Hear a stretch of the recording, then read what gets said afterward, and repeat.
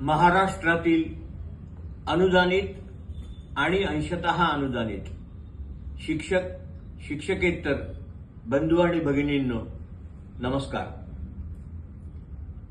या महिन्यात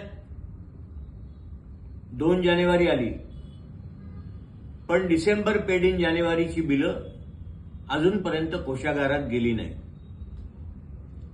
दर महिन्यात मला अंशतः अनुदानितचे फोन येतात, त्याची सवय झाली होती, पण या महिन्यात अनुदानित शिक्षकांचे देखील फोन आले।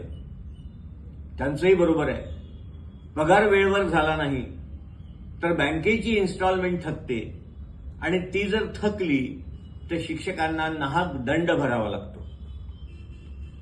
असं का घडलं तर या महिन्यात शिक्षण विभागाचे वर्ग 2 आणि वर्ग 1 अधिकारी यांनी शासनाला एक नोटीस दिली। त्यांनाही आपण समजावून घेणं गरजेचं आहे। इतर अनेक कारणं असतील एसआयटीच्या चौकशीची, पण त्यातलं एक कारण असं आहे की शिक्षणाधिकाऱ्यांच्या काउंटर साईन वेतन देयकावर असतात।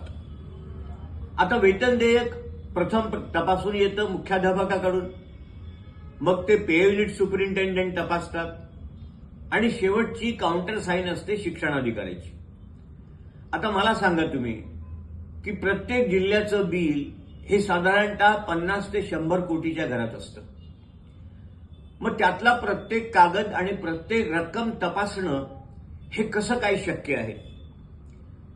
ते शक्य नाही म्हणून स्वाक्षऱ्या होतात आणि अशा स्वाक्षऱ्या झाल्या म्हणून सरळ सरळ शिक्षणाधिकाऱ्यांना अटक होण्याची वेळ आली, ही वस्तुस्थिती आहे। आपण त्यांना पाठिंबा दिलाच पाहिजे। मी त्यांच्यासोबत आहेच, सर्वार्थाने आहे।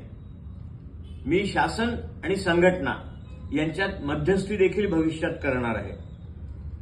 मग आता हे जे घडलं, त्यांनी फक्त संपाची नोटीस दिली होती आणि वेतन देयकावर सध्या स्वाक्षरी करत नाही जोपर्यंत शासन चर्चेसाठी बोलावत नाही, हा त्यांचा इश्यू होता।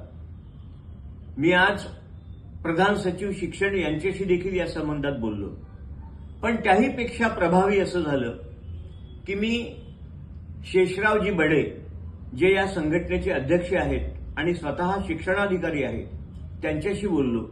त्यांना विनंती केली की या महिन्यात तुम्ही देयकांवर स्वाक्षरी करण्याचा निर्णय घ्या। आपण लवकरच शासनासोबत बैठक आयोजित करू। त्या बैठकीचं आयोजन करताना माझी जी काही मदत होईल ती मी 100% करेन आणि या बैठकीत आपण सकारात्मक निर्णय घेण्याच्या दृष्टीने पुढे वाटचाल करू। आणि मला तुम्हाला सांगायला आनंद होतो की या शिक्षण विभागाच्या अधिकारी संघटनेच्या कोर कमिटीनं आज निर्णय घेतला आणि तो निर्णय संपूर्ण राज्यभर कळवला की आता देयकावर या महिन्यात स्वाक्षरी करा। आता स्वाक्षऱ्या आज होतील, उद्या बिलं ट्रेझरीला जातील आणि लवकरात लवकर पगार होतील। पण आता तुम्हाला सांगण्याचं तात्पर्य एवढंच आहे की आपण सर्वांनी देखील या बाबीकरता अधिकारी संघटनेच्या मागे उभं राहिलं पाहिजे। आपण जेव्हा एकमेकांना साथ देऊ तेव्हाच हा विभाग नीट चालेल, असं माझं मत आहे। तुर्तास एवढेच, आता पगार लवकर होतील। तुम्ही पाठीवर हात ठेवून फक्त लढ म्हणा, मी लढतोय। धन्यवाद।